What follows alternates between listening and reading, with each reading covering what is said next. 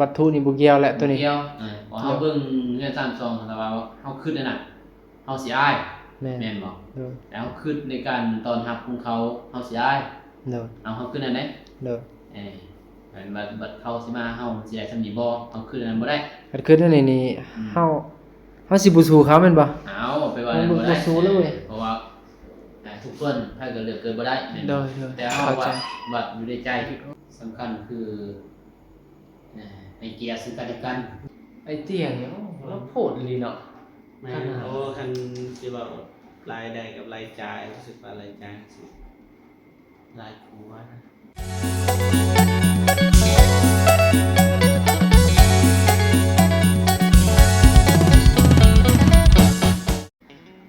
พี่น้องกราบทักทายสวัสดีอีกเทื่อนึง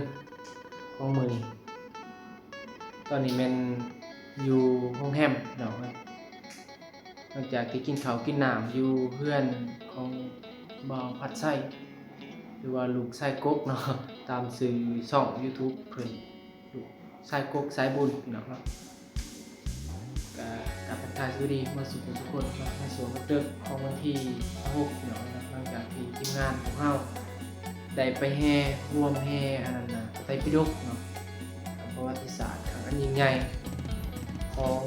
นครไกรสอนนี่แหละของแขวงสะวรรณเขตหรือว่าทั่วประเทศก็ว่าได้เป็นฉบับแรกของประเทศนะครับฉบับที่1เลยเป็นฉบับภาษาลาวเนาะหลังจากที่กินข้าวกินน้ำแล้วตามที่ FC สายบุญลาวกลางแล้วก็ลาวใต้ได้เห็นเนาะทางผู้ใหญ่ใจดีเบิดทุกคนหรือว่าผู้อยู่ไกลทางในประเทศแล้วก็นอกประเทศเนาะก็ตามนั้นพี่น้องเอ้ยนะบ่จันกับบริไทยเพราะว่าก็เกรงใจเนาะหลักๆก็มันเกรงใจซ้ำนี้ก็ยังพอแห้งแล้วเนาะตอนนี้ก็มาอยู่โรงแรมตอนนี้ก็เป็นเวลาเที่ยงคืนพี่น้องเอ้ยเนาะสวัสดีเด้อบ่เจ็บไปเด้อ เมื่อยเนาะมาทั้งเมื่อยทั้งมวนทั้งนี่แหละมันหลายๆอย่างมันฮ้อนนะหลักๆก็คือว่าแหละทีมงานก็เคยอยู่เย็นมาแต่น้อยฮอดใหญ่พี่น้องแล้วมาอยู่ฮ้อนแล้วก็สิเรียนเรื่องนี้แน่น้อยนึงเนาะแต่ว่าบ่จันเองก็ยังมีความคิดว่ามันฮ้อนอีหลีถึงสิเฮาสิเคยอยู่อากาศร้อนก็ตามอยู่อัตตปือแล้วมาอยู่อากาศเย็นตั้งแต่หลายปีเนาะก็มันก็รู้สึกว่าฮ้อนนั่นแหละก็รู้สึกดีใจพี่น้องเนาะขอบใจทีมงานเบิดทุกคนที่สอนครับเนาะเป็นจังได๋ความรู้สึกก็ดีณตอนนั้นกับตอนนี้มันก็ดีบ่เปลี่ยนแปลงนะคือเราเคยมาหาไอ้เตียงเสมอต้นเสมอปลายตอนนั้นก็พุ่นละคนโรงแรม5 ดาวย่อปัญหาบ่นะไทยเป็นคนจ่ายไอ้เตียงเบิดเลยนอนคืนนั้นนอนบ่ฝนไอ้เตียงเนี่ยเราโพดอีหลีเนาะแม่นโอ้คันสิว่ารายได้กับรายจ่ายรู้สึกว่ารายจ่ายสิหลายกว่านะคือฮู้นะพี่น้องนะเราไปใช้แล้วก็จ่ายนะถ้าพี่น้องเคยจ่ายเงินนะตัวอย่างฟังเงิน1 ล้านไอ้เตียงใส่บ่ฮอด10 นาทีเรียบร้อยคือไอ้ทำมานี่แม่นบ่นะอันนี้ก็1,000 บาท1,000 บาทพี่น้อง2ห้องบ่ได้ถามอีกได้บ่ได้ถามอีกได้ถามเฮานี่นะตัวยาวเฮามาวับแล้วเท่านั้นแล้วแล้วแหละมีแต่ว่ามื้ออื่นถ้าเฮาได้พักอยู่นี่เฮาสิบ่ให้รบกวนเนาะเพราะว่ามันเป็นการรบกวนเราหลายโพดนะเขาก็บ่ฮู้เฮาก็จังได๋แล้วก็วายเด้ว่าอีบ่ขนาดไปจ่ายอาหารน่ะเป็นรับจ่ายบ่ได้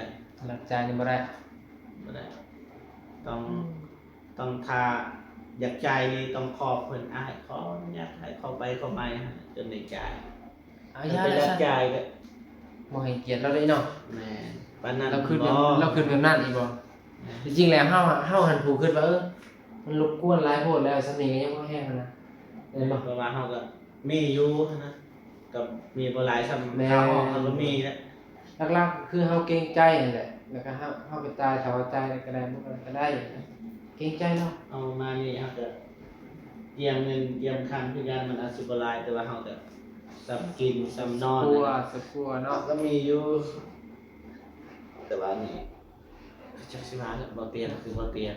เราก็เป็นสไตล์ของเราเนาะเราก็ความรู้สึกเราเนาะเฮาก็รักษาความรู้สึกเราแม่นบ่เราเป็นผู้ริเริ่มว่าง่ายซะเนาะ เพราะว่าเราซอยมา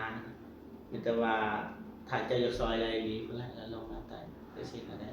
แม่นในมือนั่นแหละโอเคเข้าใจ แล้วก็จะสิเฮ็ดแนวใดให้เราได้ซอยคนหลายที่สุด เราภูมิใจเท่านั้น เนาะ ถ้าไปแล้วก็ถ่ายคลิปเก่าบนเก่าแล้วก็ อย่า เฮ็ดได้ก็ได้ก็หาเคสให้เราถ่ายหลายซอยหลายคน เนาะ อันนั้นคือละในสิ่งที่เราต้องการ ถ้าเรามาหาอย่างคนเก่าจะใช้เงิน10 ล้านนะแบบอยากได้ เพราะว่าเราตั้งใจอยากซอยให้ได้หลายที่สุดประมาณนั้น เด้ออ่ะก็นี่แหละพี่น้องเอ้ยเนาะทีมงานโอ้อยู่ทางนี้อีหลีโพดแห้งอีหลี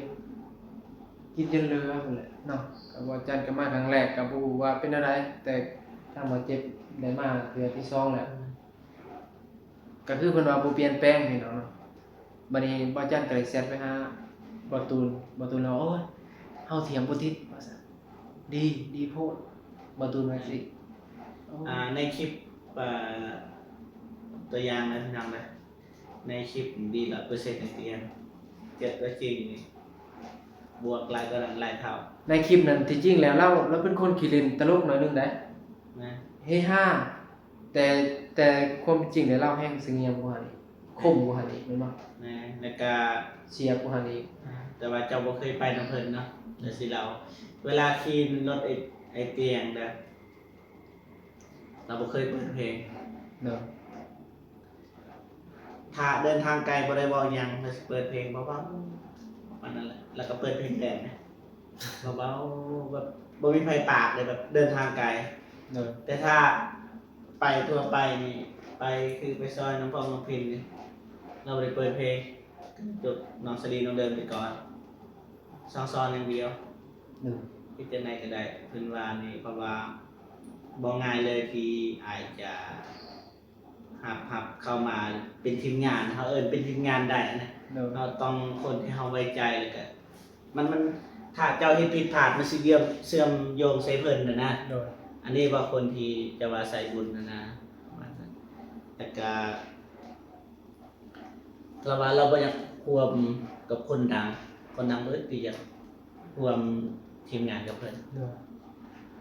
เพิ่นมักแบบเฮานั่นคนที่บ่ดังแต่มักการช่วยเหลือ สบาย เราก็อยากดันเฮาอีก เนาะ ให้เฮาได้ดีนะเราสั่งสอนตลอดนะขี่รถเพิ่นนะ เนาะ สั่งสอนต้องเฮ็ดแบบนี้สำคัญที่สุดก็คือเรื่องเงินต้องโปร่งใสมาก่อน เงินนี่ตัวอย่างว่า FC หรือว่าผู้ใหญ่ฝากเงิน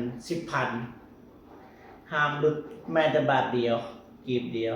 ถ้ามันเพิ่มขึ้นยิ่งดีแต่ห้ามหลุดเด็ดขาดให้เตือนว่าจะจำคำนี้ไว้จะสิอยู่ได้โดน เนาะ คนคดโกงอยู่บ่โดนเตียงเว้าตลอดคำนั้นเลย แม่นแหละ ตลอดคือตัวอย่างมี FC เมนมาเรื่องเงินเรื่องคำนี่ไอ้เตียงบ่เมนยะเจ้าของเงินเขาสิฮู้เอง เนาะ คนที่เอาเงินให้เฮา ผู้เข้าให้ขยอมติดตามมาอยู่แล้วแม่นบ่ เขาฮู้ เนาะ เงินแต่ใดคนอื่นหรือคนที่บ่ซอยเลยแต่เฮาก็ต้องตอบแบบก็ให้เกียรตินะประมาณนั้น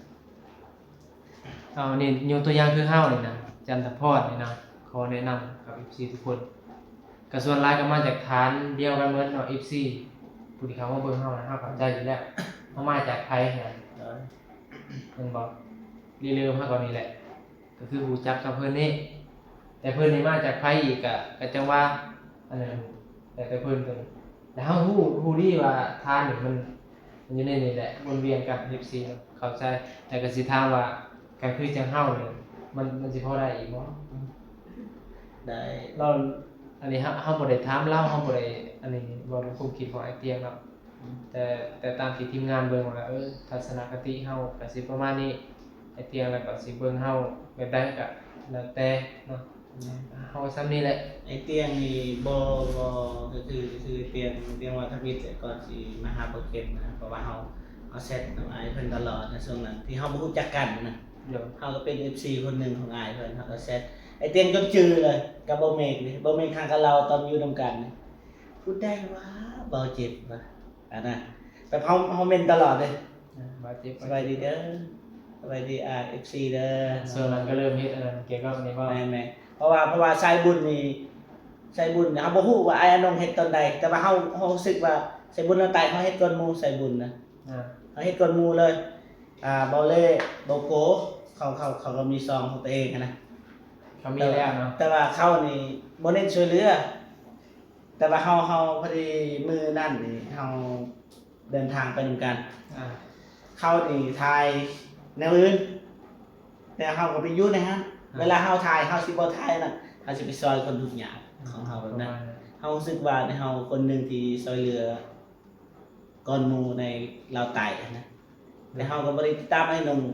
ตอนเบาโกเบานั่นน่ะเบาหนุ่มแต่แม่เฮาไปซองเบิ่งณตอนนั้นเฮาเห็นไอ้หนุ่มเก็บกาแฟตัดพื้นอยู่ในคลิปนั้นเดี๋ยวนี้เฮาก็ยังเล่าอยู่เฮาก็ไปซองเด้อายุกบกาแฟยังอยู่แค่นั้น แสดงว่าคนที่ดึงไอ้เตียงลงไปนี่เป็นเจ้าบ่ เฮาตอนเรามาแล้วนั่นเฮาก็โทรหาเพิ่นแล้วเฮาก็ส่งคลิปให้เพิ่นนะเอาส่งคลิปตลอดคลิปก็คือถ่าย FC จือเด้อคลิปของลูกไอ้น้อยที่เฮาสร้างเรือนลังมิตรในลาวใต้เลยเฮาส่งคลิปนั้นขึ้นไปส่งคลิปนั้นขึ้นไปแล้วไอ้เตียงระเบิงโอเคเนาะเดี๋ยวมีเวลาอาสิติดต่อหาน้องเองแต่คำนั้นเนี่ยเฮาบ่จำเลยเด้เฮาคิดว่าแค่แบบคำปฏิเสธธรรมดานะ คิดว่าคำปฏิเสธจากเพื่อนแบบสุภาพที่สุดแหละ แม่น โอ้ เพราะว่าเฮาเม่นทุกคลิปอะนะมีแต่กดหัวใจเลยก็หัวใจเลยก็นบไปซื่อนะแต่ว่าบ่เมกเราจื้อเพราะว่าโอ้บ่เจ็บเพิ่นก็เลื่อนไอ้เตี้ยนี่นะเราอะนะอย่าเบิ่งนี่ไอ้เตี้ยก็ว่าโอ้มักเคยเหลือเบิ่งสิหาโอกาสลงไปหาคนนี้ให้ได้แต่ว่ากับเบานงเราฮู้จักก่อนนะเด้ โอ้แซดก่อนเจ้าอีก เข้าไปตะจึงนะ โอ้ เข้าไปก่อน แต่ว่าเฮาบ่ฮู้ตอนเข้าไปนะ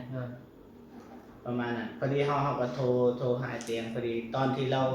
มีงานอยู่เฮือนบ่เมกก่อนเราสิลงมาเฮือนบ่เมกเราโทรหาโดยสบายดีบ่เจ็บบ่เขาว่าโดยมาแล้วโอเคมีแต่ว่าอ้ายสิลงไปเฮือนบ่เมกแล้วก็อ้ายสิลงไปหาน้องเด้อเฮาก็ตื่นเต้นนะมีแต่ว่าคนที่น้องว่าอยากไปซอยหยังก็เดี๋ยวว่ากันสิลงไปเบิ่งเฮาก็เลาะส่วนบ่ตูนบ่นงเลาะไปบอกเลยให้เขาอยู่นะคนที่เฮาเคยช่วยเหลือมาก่อนนะคือพวกน้องสลีไอ้น้อยหลายคนนะกับน้องเดิมเฮาหาตลอดแต่ว่าบ่เจอโตน้องเดิมเฮาไปหาจังได๋เฮาต้องไปหาเฮือนในคลิปเฮาก็มีเฮาถ่ายอย่างนะเฮาต้องหาน้องคนนี้เพราะว่าเขาว่าบ่มีพ่อบ่มีแม่นะแล้วก็เป็นผู้หญิงนะประมาณน่ะเตียงแล้วก็ลงมาไอ้เตียงแล้วก็คือเห็นถ้าก็ติดตามไอ้เตียงส่วนที่เรามาเราไต่เราสิดึงขึ้นมามานี่เราสิเอิ้นเฮาเป็นคนแรกนะ โอ้ จะสิพาอ้ายไปใช้ก็พามานี่ไปหาผู้นี้แล้วก็ดึงมาอันนี้บ่เรื่องที่เจ้าอยากให้อ้ายมาถ่ายทางกับว่าแม่นะอธิบายเรียนไปเบิ่งในคลิป FC ก็เห็นแต่เราถามนะประมาณนั้นบ่ตูนก็หาก็มาใหม่เอาเป็นคนสวนเพราะเฮาเป็นหมู่กันนะว่าเฮาคิดว่าแบบถ้ามีบ่ตูนนี่นะจะดีเพราะว่าเป็นหมู่สนิทของเฮานะเฮาก็สวนเพิ่นก็ว่าโอเคเฮาก็เฮ็ดเราเฮ็ดเวียกอยู่น้องเป็ดนะคือสิเห็นบ่เตียงลงไปนอนอยู่น้องเป็ดกับเพิ่นเปิดห้องให้นะ และฉะนั้นแหละ ประมาณนั้นมันยาว มันยาวเราลายสิยาวมันสิเบียบ โอเค ฟัง ไปแล้ว เนาะ ประมาณนั้น แต่ว่าสินี่แหละสิยางไปทางทีมงานอีกอยู่ จังนาทีเลย 10 จะว่าสิถ่าย10นาทีอันนี้13ไปให้นั่นพอดี20นาที เอา โอเคจะว่าสิไปอาบน้ำ น้ำเอาน้ำบ้างเด้อสิยางกับของนั้นก่อนข้าวนึงเบานมกับเบาโกโอ้ แล้วมีต่างไหม มื้อนี้เปลี่ยนห้องบ่ เปลี่ยนห้องแล้วก็ต่างเตียง ตียงกับตาง ยับเอง ยับเองบ่ ยับเองเลยนี่ แน่นอน แม่น อ่า หัวไปทางนี้เนาะ เป็นจะได้ อย่ามัน ห้องว่านนี่กับมือนี่ต่างกันบ่ โอ้กันต่างกันแหละ อ่า หลาย ต่างกันหลายเนาะ หน่อย เอาเมื่อกี้นี่เว้าพื้นเรื่องอันทีมงาน มีไฟฟ้าเลย ทีมงานลาวกลางเว้าพื้น มีไฟฟ้าเกาะ เว้าพื้นทีมงานอยู่ทางพี่สวัสดีเด้อโอ้ นั่น หนึ่งโมงเลย โม แม่หนึ่งหนูเนี่ย บ่จำยังยองอยู่ นะ อัน บ่ 2 โมง ตอนนี้เป็นเวลา ครึ่ง 1 โมงครึ่ง2 โมงครึ่ง 12โมงครึ่ง 2 โมงครึ่ง ก็สิพากันรับกันนอนนะพี่น้อง แต่ว่ามือยันบริไป แม่น 2 โมง10 โมงเลยดีงาม แต่ว่าถ้าว่าน้องบ่เคยนอนดึกปานนี้ แต่ว่าบ่พอก็สิ้นแล้ว แต่ว่ามื้อนี้เจ็บหัว แม่นและยาง ตาแดด มียาเลยมีบ่ แล้วเพราะว่าอีหยังอันคอยก็ถึกแดดบ่ปานใด มียาครบที่ออก แต่ว่าบ่แม่นว่าถึกแดดบ่ปานใด ฮ้อน ปรับอากาศ แต่ว่า อันร่างกายปรับอีหยังเอิ้น ยาดีกับพวกมันยาดี เจ็บหัวนี่ ดีจุดยาปลาของประเทศ พูดโอ้ ฝรั่งเศส มาแต่ฝรั่งเศสพุ่นน่ะ อืม ว่าครับ เอาแต่คุณแล้วนี่เอาอันนี้ก็ปลาปลาซีตามอล โอ้ไอ้โหน ของฝรั่งเศสนะเนี่ย ครับ อีกเม็ดนึงอันนี้ก็ยาดีกับเพาะนะเทียบกับเพาะผมเนาะอีกเม็ดนึงเอาลงไปเลย โอ้กินยาดีกระเพาะบ่ฮะ เฮ้ยจะดีกว่า ขนาดคันนี้มื้อนี้สิบ่ให้เราจ่ายบ่หรือจะได ใส่ ค่าห้องค่าอันนี้ ก็จ่ายเลย มื้ออื่นนะหมายความว่า มื้ออื่นนี่มีแต่เอานอนนี่แหละ ขอเราบ่ จะเข้าน้ำไหมบ่ จะ แล้วแต่เขามีแต่ว่าเฮาสิบอกเขาว่าอยู่ต่ออีก สมมุติว่า เอาเครื่องไว้นี่เนาะ แม่น แต่ว่าเฮาก็เอาเงินจ้ำเลยก็เอาใจไปเนาะ แม่น อันนั้นทีมงานเราไต่บ่ไหว้แล้วกินยาเลยพี่น้องเอ้ยยาดีเจ็บหัวกับยาดีกระเพาะบ่ไหว้ เอา มันนี่ อันน้องจะเว้าจากใจเบิ่งโดยที่บ่มีทีมงานเราวกลางอยู่นี่เว้าความรู้สึกเลย ตอนเฮาอยู่นี่มันสิ เป็นจังได๋ มันสิสว่างกว่านะจะบอกความรู้สึกว่า เป็นจะไดความรู้สึกมาเกี่ยวกับทีมงานเฮานี่แหละเว้าเรื่องอื่น มีแต่เฮานี่บ่ บ่เว้าเรื่องเขาเจ้าอยู่นี่แหละทีมงานนี่นะทีมงานเราวกลางนะเป็นจะได อ้าวเป็นได๋ จะได้คอยบ่ให้ ความรู้สึกของเฮาอะนะที่มีต่อเขา โอ้ การปฏิบัติของเขาต่อเฮานะ เฮามีความรู้สึกจังได เอ ที่มัน อ เจ็บ นั่นแหละบัดนี้ก็เฮาสิถามหันบางทีจะอยู่กับหันจะสิเว้ามันบ่สว่างกว่าที่ตอนเฮามาเฮ็ดออกแล้วเฮาจึงสิฮู้ว่าเขาหันเป็นจังซั่นอีหลี อ้ายก็บ่ได้ขึ้นหยังหลายเนาะบ่นุ่มกันเพราะว่ามันก็สิ้นแล้วเด้ต่อเตียง เด้อ ก็คือไอ้ตอมนั่นแหละ อ่า ก็เป็นกันเองนะเอาบ่ได้ถือหยังเข้ากับบ่ได้ถือในการเป็นยูทูบเบอร์แม่นบ่บ่ได้ถือว่าผู้ใดมีผู้ใดบ่มี เด้อ แม่นบ่ เด้อ บ่ได้เว้าเรื่องวัดในการเกินว่า บ่ได้วัดที่ฐานะ ฐานะอันยังเป็นเนาะมันว่าถือในใจเฮา เด้อ เฮาเขากันได้นะ วัตถุนี่บ่เกี่ยวแหละตัวนี้ เดียวพอเฮาเบิ่งเงิน3ซองแต่ว่าเฮาคิดนั่นน่ะเฮาสิอาย แม่น แม่นบ่ เด้อ แล้วคิดในการตอนรับของเขาเฮาสิอาย เด้อ เอาเฮาคิดนั่นแหละ เด้อ บัดเขาสิมาเฮาสิได้สำนีบ่เฮาคิดอันนั้นบ่ได้ คันคือเท่านี้นี่เฮาสิบ่สู้เขาแม่นบ่ เอาไปว่านั้นบ่ได้ บ่สู้เลยเว้ย เพราะว่าทุกคนถ้าเกิดเลือกเกินบ่ได้แม่น เด้ บ่ อ แต่เฮาว่าบัดอยู่ในใจ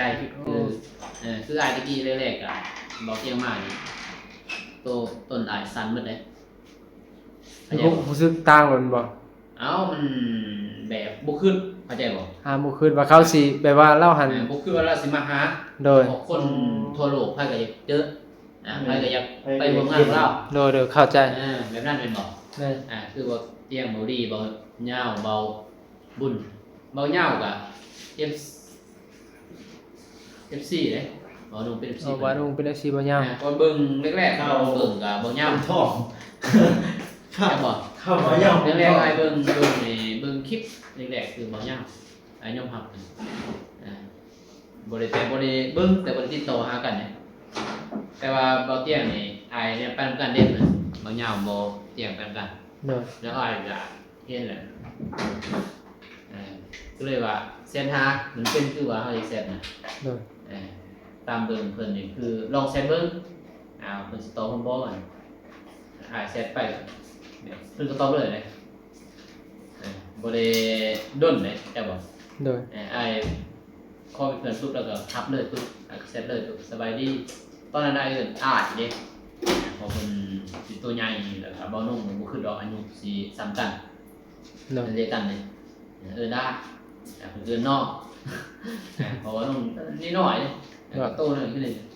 แต่ว่า ตะกี้บ่ลงโซจอยเด้ จอย โดยบ่ โดย ซ้ำเฮาบ่ โดยเส้นนี้น้อยจอยเสียงค่าจอยดิดไป อ่า เลยว่าแต่กูจะกั้นอะไรก็เย็นเจอกันเลยก็ตัวสั่นเมื่อสิขึ้นรถขึ้นล่างเนี่ยเราเคยขึ้นได้บันนอกข้างหน้าเป็นบ่ แม่ ขึ้นรถวิโก้ไปหาหนึ่งบ่รถ ใหญ่กระบะ ไอ้คืนนี้ก็ต้องเบิ่งตีนเฮาแม่นบ่ โดย เอาใส่กูริเต้ดิไอ้ใส่กูริเต้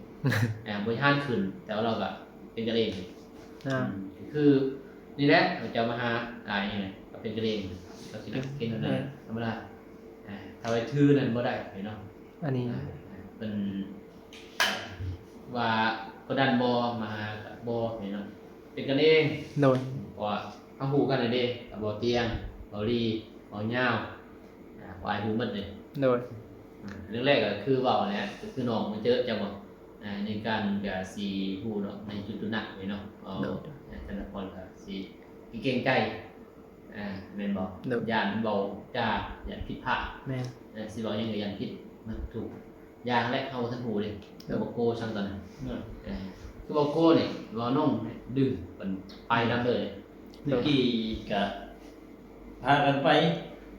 เอา ไปอยากมาเจอทางบาเซียงก็ไปกันเลยพี่น้องเลย ว่าเป็น ไป ไป กัน กัน มาหอ เป็น ย ยังไงจ้ะความรู้สึกม่วนบ่ ก็ดีม่วน ถ้าบอกก็ตั้งมาทางนี้ที่นะตั้งนะอยู่นี่อยู่ ได้แล้วได้เห็นละ แล้วยันว่ามันสีงาม เห็นดูบ่ฮะสมุนแหละกูรู้สึกบ่อันนี้เฮาทำไอ้น้องเนาะแต่ว่าไอ้น้องว่าบัดนี้กูรู้สึกเฮาเปลี่ยนแบบว่าแบบว่าเข้ารถอันนั้นน่ะเกิดสมาธิของตัวเอง เป็นมาเปลี่ยนเป็นแบบว่าการบรรยายดีนะ นั่นนะ เป็นมันเป็นเช่นนั้นถ้าเราผิดสิ่งนี้เราสิบ่อายคืออายว่าแล้ววันนี้เฮาเลยทำอายเนาะ เนาะ พอเฮาฆ่าในใจเฮานะว่าเป็นหยังเขาคือแบบว่าเป็นกันเองนะ เนาะ เฮารู้สึกแบบนั้นเนาะตอนแรกแล้วเฮาก็เลยมาทำอาย เนาะ วันนี้เฮารู้แหละว่าเฮาต้องคิดแบบนั้นคือกันเฮาจึงสิไปนำกันได้ เนาะ แม่นบ่บ่โก ก็สำคัญคือให้เกียรติซึ่งกันและกัน โดย เป็นแต่แม่นอยู่เฮาเป็นกันเองเนาะ โดย สำคัญคือให้เกียรติคือบางเห็นในคลิปดูคลิปบางหนุ่มที่นกก่อนเนาะแล้วก็บางหนุ่มบ่เคยบอกกูมึงนะแต่บอก แม่ ทุกสิเป็นรุ่นน้องรุ่นรุ่นยังกะยาบ่เคยปฏิญาณตนแต่เรียนนี่เนาะบ่แม่นว่ารุ่นวันบ่ดีเลยหรือว่าเอาความดีของตัวเองนะเดี๋ยวเนาะแต่บ่แม่นพี่ เรา เนาะ ก็หมายว่าเฮาบ่ได้ชินกับการอื่นบ่มันนะเฮาบ่ได้ เอามีความผูกพันแบบนั้นสำหรับบ่นุ่มได้แต่ด้วย ถามว่ามันคำว่ากู้กับอันเฮาต้องรู้ใช้เด้พี่น้องเนาะ เนาะ บ่แม่นว่าสิใช้สาธารณะก็บ่ได้เนาะ คือบ่เตี้ยงเพิ่นก็ใส่สัมพก กู้ในกรณีในควรใช้ โดยสนิทคือกับบ่นุ่มเพิ่นก็บ่เคยเด้เพราะว่านุ่มก็บ่เคย แล้วฮู้ว่าเบาลงบ่คือว่ามัน บ่เคยแล้วก็บ่เคยบอกแต่ในใจเราหักสุดคือว่าตัวเองนะจะบอกเองอย่าง กันเอง อยากบอกเราอยากบอกในใจเราคืออยากบอกกูมึงอะไรแบบหักแข่งกันนั่นนะในใจเราดิคือว่าสิ้นสุดแล้วแบบ สำหรับเราเนาะ ในที่สุดสำหรับ ที่บ่นุ่มเข้าใจโอเคเนาะแต่ว่าเราก็ฮู้เด้ว่าฉะนั้นแต่ว่าเข้ากันได้เพราะเฮาก็คือเราชินเสมอกันแหละคือเฮาฮู้คือน้องมันสิมาหาเองนี่เนาะผู้ใดสิศึกษาธรรมะก็สิฮู้ชินเสมอผู้ใดชินเสมอกันสิได้อยู่นํกันโดนเนาะถ้าผู้ใดชินเสมอกันบ่เสมอกัน มันสิขาด แต่มาอยู่แต่ว่ามาด้วยบุญเฮาเด้เคยสร้างสร้างแต่ว่ามันก็สิหา มาถึงกรรม อืม เลยกรรม ด้วยบุญอย่างพวกเรากัน บ่แล้วกรรมการกระทำกรรมดีกับชั่วหั่นแหละเอ้าบุญก็คือกรรมดีประมาณนี้แหละอันนั้นคือประมาณนั้น นำกันนั่นแหละก็แล้วคือไอ้เว้าแหละทุกสิ่งทุกอย่างคือการกระทำ กรรมคือการกระทำ มันต้องอยู่ในกรอบนั่นแหละสนิทซำใดเฮาก็อยู่ในกรอบคืออ้ายแหละเรียนไผกะนกเด็กน้อยกะนกเนาะเฮาบ่ถือโตนะสิเป็นอะไรก็อย่า ดีแล้ว เอาให้มันแบบนั้นมันเกิดมาซะเดียวเอาฮู้ว่ามือใดมันจากไปเฮาก็ถึงว่ารู้สึกบ่จดบ่จำก็บ่เป็นหยังเนาะแต่ว่าเฮาทำความดีในสิ่งนั้นเฮาบ่ได้ว่าคนว่าให้จดจำเด้อในสิ่งที่ข้อยเฮ็ดนะเฮาสิสอนหมู่บ่ได้เนาะเฮาต้องสอนตัวเองก่อนถ้ามันหมู่เห็นว่ามันดีเฮาก็นำไปใส่ เป็นแนวทางที่ดี โดนั่นน่ะ เข้าใจนั่นแหละมีแต่ซั่นนี่แหละสิมาถามเขาได้เราพื้นซื่อๆ เรา ที่เรา เป็นยาวเด้เนาะเราเลือกเป็นยาวมันจะ ก็มีแต่ว่าขอบใจเพื่อนทุกคนนำแล้วก็ทาง FC เนาะ สายบุญนั่นแหละทั้งเราใต้และเรากลางเนาะพวกเฮาทีมงานเราใต้ขึ้นมาโดยสิว่าโดยบุญโดยกรรมดีนั่นแหละที่ได้มาพบมาพอกันบ่จันเองคือว่าดีใจที่สุดที่ได้มาพบมาพอสุดท้ายนี่ก็แหละก็ขอบใจผู้ใหญ่ใจดีเพื่อทุกคน FC ทางภายในประเทศแล้วก็ต่างประเทศพี่น้องเนาะแต่ว่าพิเศษวันนี้ก็โดยเฉพาะนะคือเฮาฮู้แหละทีมงานเรากลางทุกคนไอ้เตียงที่นำพาเข้ามาของจุดนี้นะโดยในให้คนอื่นได้รู้เป็นบ่ไอ้น้องเนาะทั่วโลกก็ว่าได้เนาะเพราะว่าออนไลน์นี่